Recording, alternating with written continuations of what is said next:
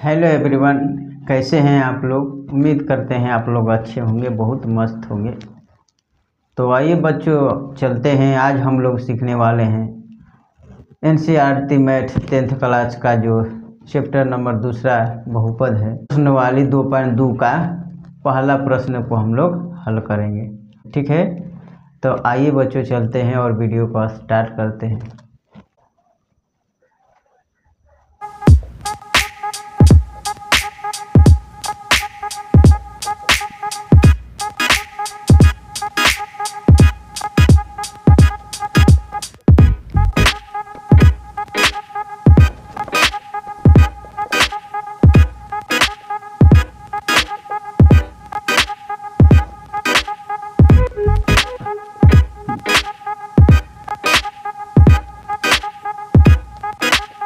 तो आइए चलते हैं, पहला प्रश्न को हम लोग बनाते हैं। ये पहला प्रश्न को लिखते हैं x² - 2x - 8। पहले प्रश्न को पढ़िए पूरा। निम्न द्विघात बहुपदों के शून्यक ज्ञात कीजिए, ठीक है।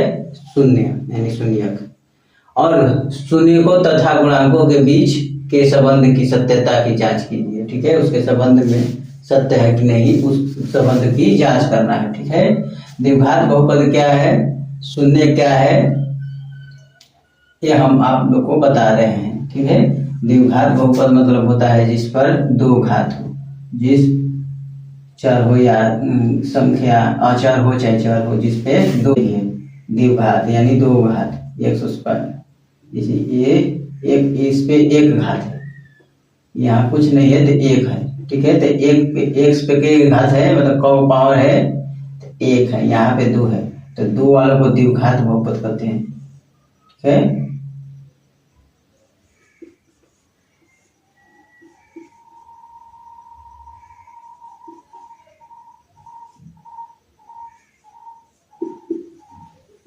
द्विघात बहुपद जैसे x² 2x, चाहे ये कोई भी मतलब हर एक प्रकार का है ना। देखिए द्विघात बहुपद, इसे द्विघात समीकरण, द्विघात बहुपद कहते हैं। इसमें शून्य लगेगा तो द्विघात समीकरण हो जाएगा, ठीक है। तो ये है द्विघात बहुपद। देखिए इस पे x पे दो घात है, इस पे एक है, ठीक है। तो ये बहुत सारे चर और अचर के मिलाकर ये बनता है बहुपद, ठीक है ना। तो x² ये दो घात है तो ये हो गया द्विघात बहुपद। अगर तीन गो घात हो गया तो ये हो जाएगा त्रिघात बहुपद, समझे। और अगर ये एक घात वाला है तो इसको हम बोलते हैं रैखिक बहुपद। क्या बोलते हैं? रैखिक बहुपद। 9th क्लास में लोग पढ़े, ठीक है। तो हम लोग को द्विघात बहुपद जानना था, तो द्विघात बहुपद उसे कहते हैं जो जिस पे दो घात हो, ठीक है। अब बहुपद मतलब पूरा चर मिलकर एक परिपथ बनाते हैं, जिसे बहुपद कहा जाता है, ठीक है। चलिए अब शून्य क्या होता है आप लोग को आगे हम बतलाएंगे। ये बहुपद को इंग्लिश में हम कहते हैं पॉलिनोमियल, ठीक है। बहुपद को हम से सूचित करते हैं एक्स, यानी एक्स क्या है, एक्स वाई सब क्या है, जो एक्स दिया है इसमें, एक्स दिया एक्स क्या है, तो एक्स एक एबीसीडी का अक्षर है, तो इसको बोलते हैं चर, ठीक है। संख्या दिया, इसको बोलते हैं अचर, ठीक है। अचर, ये संख्या अचर, समझ में आया। यानी द्विघात बहुपद का एक व्यापक रूप होता है, मूल रूप, ठीक ना। मूल रूप बता देते हैं द्विघात बहुपद का।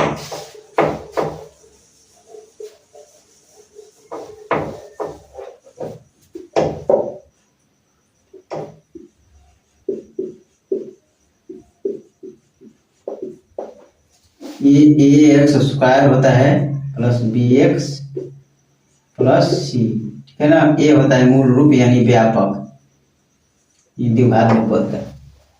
ये इसी के रूप में है सब, देख रहे हैं ना, इसी के रूप में है सब। ये भी द्विघात बहुपद है, कोई नहीं चिन्ह बदला है उससे फर्क नहीं पड़ता, प्लस हो माइनस हो, लेकिन इसी का रूप है, ठीक ना। व्यापक रूप मतलब मूल रूप है।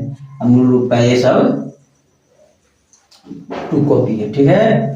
तो ये होता है सी, यानी इसको बोलते हैं अचर, ठीक है। यहाँ बढ़िया से समझ लीजिए, ये है अचर। ये जो एक्स एक्स इसमें दिया है इसको बोलते हैं चर, ठीक है। ये जो एक्स दिया है इसमें इसको बोलते हैं चर, ठीक है। ये होता है एक सूत्र भी है, इसका सूत्र है, उसको भी याद कर लीजिएगा। हम आगे बता देंगे, इसी में बता देते हैं आपको। सूत्र होता है शून्य का योग। जब शून्य ज्ञात कर लेंगे ना तो शून्य को जांच करने की बारी आएगी, तो इसका बहुत ही जरूरत है, ठीक है। शून्य का योग होता है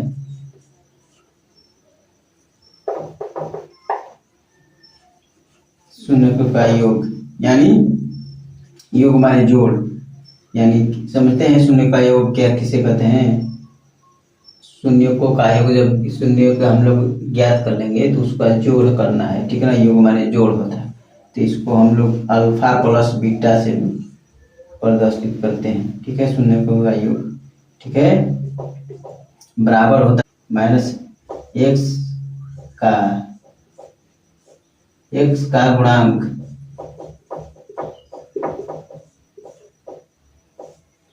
बटा में एक्स स्क्वायर का गुणांक, ठीक है।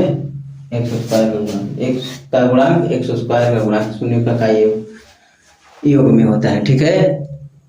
अब दूसरा भी होता है इसमें शून्य का, देखिए इसका मतलब इसका सूत्र क्या बनेगा, पहले इसको सूत्र को बनाएगा, इसका सूत्र बनेगा एक्स का गुणांक का मतलब क्या हुआ, मतलब एक्स का यहाँ पे देख लीजिए, एक्स का गुणांक क्या है, बी है, तो यहाँ पे हम लोग लिखेंगे माइनस को लेकर बी, ठीक है। एक्स का गुणांक मतलब बी, और क्या है एक्स स्क्वायर का गुणांक, तो एक्स स्क्वायर का गुणांक कितना है, ए है, मतलब इसके गुणा में एक्स स्क्वायर के गुणा में ए है, यहाँ पे एक्स का गुणा में बी है, ठीक ना। तो इसी को एक्स स्क्वायर के गुणांक में बी है, ए है, तो ए लिख देंगे। तो इसका सूत्र क्या बन गया, शून्य का योग बराबर क्या हो गया, अल्फा प्लस बीटा, ठीक है, बराबर शून्य का योग बराबर माइनस बी बटा में ए, इसको सीधे बोल सकते हैं, चाहे अल्फा प्लस बीटा बराबर माइनस बी बटा में ए, ये होता है। और दूसरा भी होता है शून्य का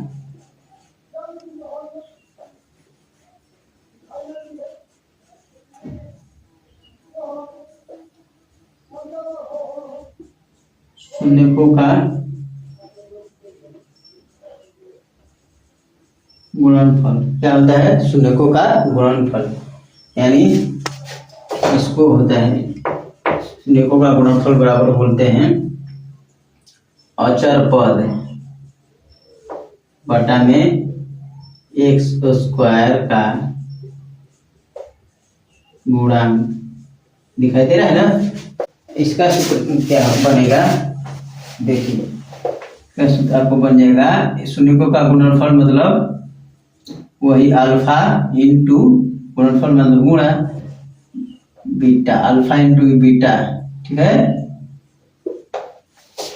बराबर अचर मतलब क्या होगा, अचर मतलब इसको बोले अचर है, क्या है अचर, अचर, ठीक है। अचर मतलब सी हो गया, ठीक है। एक्स स्क्वायर का गुणांक देख रहे हैं ए है, तो यहाँ हो जाएगा ए, ठीक है।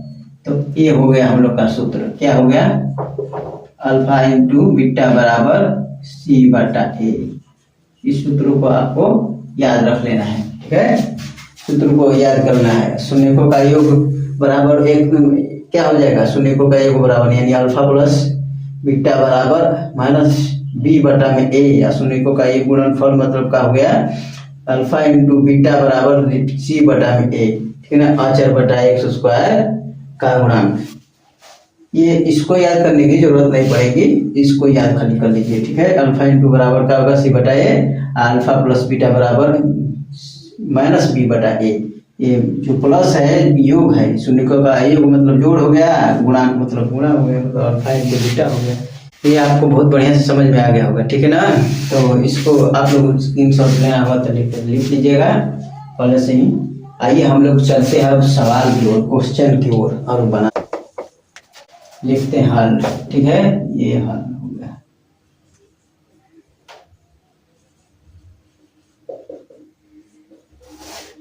इतने में आपको बता रहे हैं। पद ये क्या है, बहुपद है, ठीक है, तो इसको हम लोग पी लिखेंगे, ठीक है। ये सब क्या है, चर है, पी एक्स, एक्स चर कितना है, एक्स है सब, बराबर हम लोग को क्या करना है, 0 यानी शून्य ज्ञात करना है। ये आप लोग को समझ में आया, एक्स मतलब ये सब चर है, आप पी मतलब ये बहुपद को पॉलिनोमियल कहते हैं इंग्लिश में इसको, ठीक है। तो आइए पी यानी बहुपद को x square minus 2x minus 8 बराबर 0 यानी शून्य ज्ञात करना है।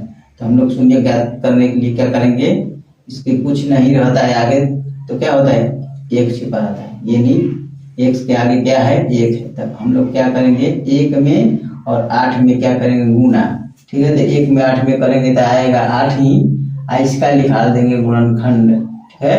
तो 2 का निकालेंगे तो 4 आएगा, और फिर 2 का निकालेंगे 2 आएगा, फिर 2 का 1 आएगा, यानी इसमें कर देंगे 2 दूना का 4 गुणे 2,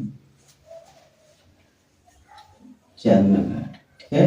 तो हम लोग क्या करेंगे कि यहाँ पर ऐसा संख्या लिखना है यहाँ पे कि गुणा करने पर 8 आ जाए और घटाने या जोड़ने से क्या आ जाए, 2x आ जाए। तो हम लोग 4 लिखेंगे, 4x, एक्स स्क्वायर लिखेंगे, ठीक है, माइनस 4x लिख देंगे, माइनस माइनस प्लस लिख देंगे, और 2x लिख देंगे, जिससे कि हम लोग का 4 गुना का 8 आ जाएगा, गुणा करेंगे तो अब 4 में 2 घटेगा तो 2x आ जाएगा। समझ रहे हैं, ये करना था, ऐसा संख्या लिखना है जिससे कि आपको गुणा करने पर आपको यहाँ 8 भी आ जाए, और घटाने या जोड़ने से, घटाने से आ जाता है तो ठीक है, नहीं जोड़ने से भी आ जाना चाहिए, तो पहले घटाने से ही आ जाएगा, ठीक है। तो हम लोग ऐसा रखे हैं जिसे घटाने पर 2x आ जाएगा, तो 4x में 2x घटेगा तो नहीं आ जाएगा, 2x बराबर 0, इसको देते। अब हम लोग को इसको अलग अलग में डिवाइड करना है, यानी तो कर देना है, इसको हम लोग कॉमन लेंगे, क्या करेंगे, कॉमन लेंगे। तो कॉमन लेने के लिए क्या करेंगे, इसमें और इसमें कौन सी संख्या है देख लीजिए, एक्स स्क्वायर में अब 4x, इसमें दोनों में कौन कौन संख्या है, जैसे एक्स स्क्वायर है, एक्स 2 है तो इस तरह लिख लेंगे, माइनस 4x है, तो इसमें कौन संख्या दोनों में मिल रहा है, इसमें 4 है, इसमें 4 नहीं है, इसमें x है, इसमें x है, तो हम लोग बाहर x को बाहर निकालेंगे, ठीक है। अब क्या करेंगे, कितना बचा है, x जब बाहर निकल जाएगा तो कितना बचेगा, हैं, ये भी x बचेगा यहाँ, माइनस का 4 बचेगा, x माइनस 4 बचेगा ना, तो x माइनस 4 लिख दिया, मतलब x में गुणा होता है, एक्स स्क्वायर आ जाएगा, और x में माइनस 4 में हो जाएगा तो माइनस का 4x आ जाएगा, ठीक है। वैसा ही यहाँ पर भी करना है, ठीक है। यहाँ पे 2x है, 2x माइनस 8 है, तो 2x मतलब 2 गुणे x है, और माइनस 8 का 8 है, तो इसमें भी 2 है, इसमें भी 2 है, तो हम लोग पहले निकाल लेंगे 2, प्लस है दोनों में तो प्लस ही लिखेंगे, ठीक है। अब क्या करेंगे हम लोग, अब जब ये निकल गया ना तब समझिए कि वैसा ही यहाँ पर आएगा, ठीक है, इतना ही एकदम आएगा। तो 2 है में 6 में क्या बचा है आपको, x बच गया, आपको 4 बच गया, कैसे, 2x में करेंगे तो 2 से रह जाएगा, और 2 चौके 2 में आदमी 4 में माइनस 4 में करेंगे 2, और प्लस के 2 और माइनस के 4 में करेंगे तो माइनस का 8 आएगा, 2 चौके 8 आ जाएगा, ठीक है। इसमें करेंगे तो ये आ जाएगा, ये हम लोग को करना है, ठीक है। कॉमन इस तरह लिया जाता है, इसके बराबर लिख देंगे 0, ठीक है। हम लोग ये शून्य ज्ञात कर रहे हैं, शून्य ज्ञात कर रहे हैं।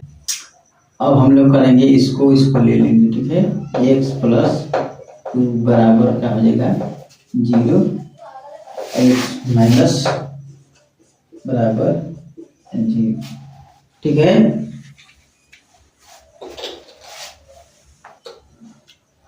अब हम लोग x 2 को उधर भेजेंगे, बराबर को उधर, तो क्या हो जाएगा -30, x बराबर ही एक 4 -4 का बराबर के उधर भेजेंगे तो क्या हो जाएगा प्लस का 4। तो हम लोग का क्या हो गया, शून्य का आ गया 2 माइनस का 2 और प्लस का 4। ठीक है, ये आ गया हम लोग का शून्य। ये शून्य ज्ञात हो गया। ठीक है, तो हम बोले थे शून्य को बताने के लिए, ठीक ना। तो शून्य क्या होता है, शून्य क्या होता है, आप यदि इस बहुपद में x का मान रख देंगे तो पूरा का पूरा शून्य हो जाएगा। इसी समझे, ये होता है शून्य, समझे ना। मतलब ये जैसे आइए जांच करो, बता देते हैं। बहुपद क्या है, x²। इसमें x का मान हम लोग रखेंगे। x का मान क्या आया है, देखिए यहाँ -2 आया, हम लोग लिखेंगे -2 का होल स्क्वायर रख देते हैं। 2 हो गया इंटू x, मतलब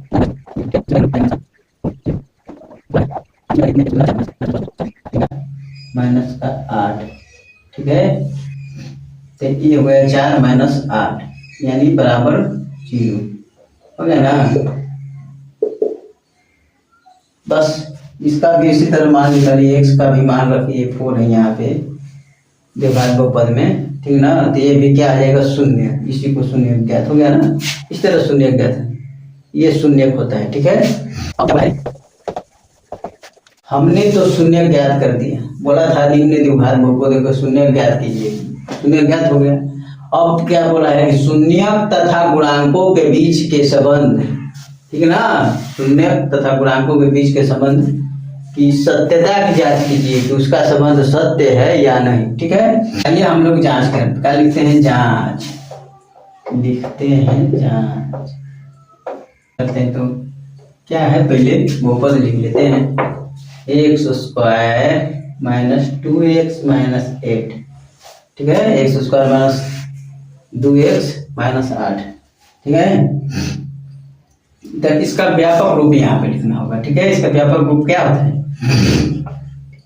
x² + bx + c। ये इसी के रूप में है, ठीक है ना।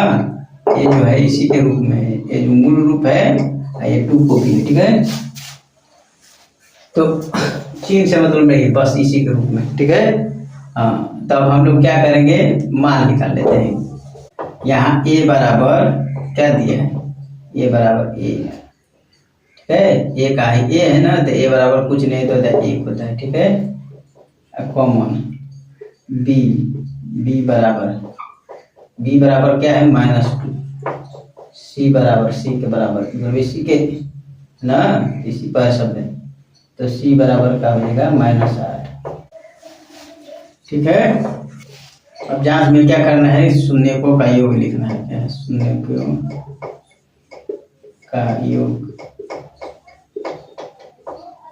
ठीक है, शून्यकों का योग क्या है, आप लोग किताब में जाके देख लीजिएगा। देखिए हम बता भी दिखा भी देते हैं, ये है सूत्र अभी बतलाए थे हम,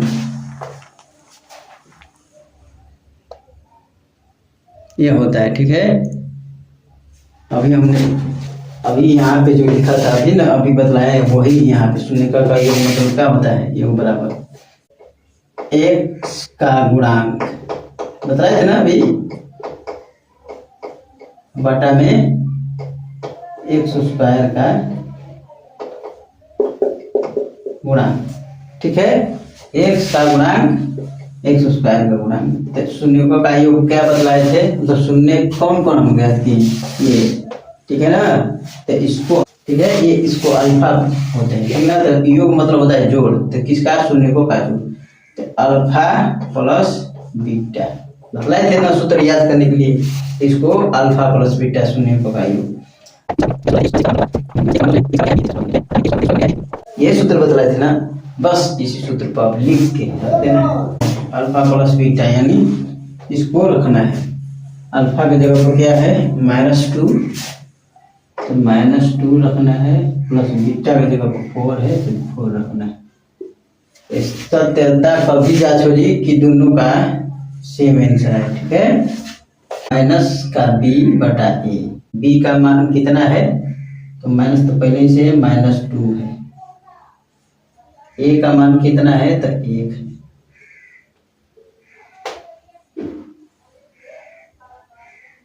ठीक है, ये हो गया।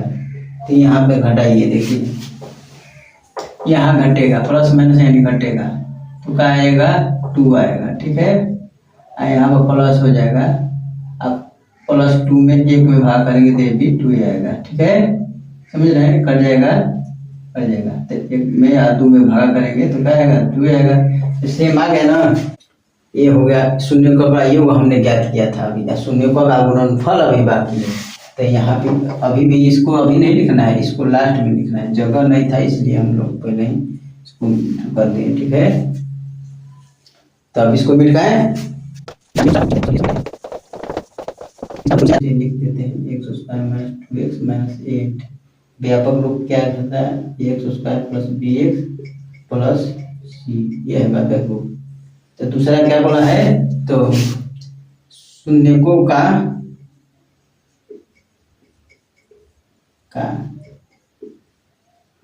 गुणनफल बोला था ना, शून्यकों का योग है और गुणांकों के बीच का संबंध, ठीक है। तो शून्यकों का गुणनफल योग हो गया, ये गुणनफल है। तो क्या इसका सूत्र बतलाते हैं, अचर पद क्या होता है, अचर पद बटा में x² का गुणांक, ठीक है, ये होता है इसका। तो शून्यकों का गुणनफल बतलाए थे अल्फा इंटू बीटा होगा, गुणनफल मतलब गुणा, और क्या अचर मतलब क्या हो जाएगा, यहाँ अचर ये है, इसको बोलते हैं अचर, तो c, ठीक है। x² का गुणांक क्या है, a है, a हो गया ना। बस अब इस पर रख देना है मान, पहले इसका मान निकालना है, तो निकाले थे तो कितना आया था, ये बराबर क्या है 1 है, कुछ नहीं है तो 1 है। b बराबर क्या है यहाँ पे, तो b बराबर आपका हो जाएगा ये -2 संख्या कर देना है, c बराबर क्या है तो -8। तो अल्फा का मान क्या है तो -2, तो यहाँ -2 गुणे लिख देंगे, बीटा का मान 4 है तो 4 लिख देंगे, c का मान कितना है तो c का मान -8 है, बटा में a का मान क्या है 1 है। बस देख रहे हैं, यहाँ पर क्या करेंगे, गुणा करेंगे तो क्या आ जाएगा -8 बराबर, ये भी माइनस का आएगा 8 बराबर आ गया।